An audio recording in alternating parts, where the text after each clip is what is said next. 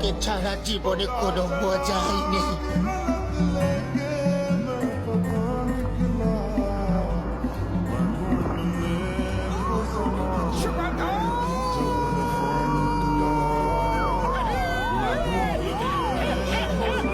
থামো বলছি, ধরো ওকে।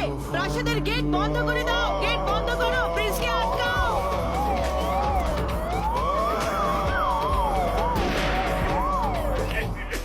মোটু দেখো, তোমার জন্য গরম গরম সিঙ্গারা নিয়ে এসেছি।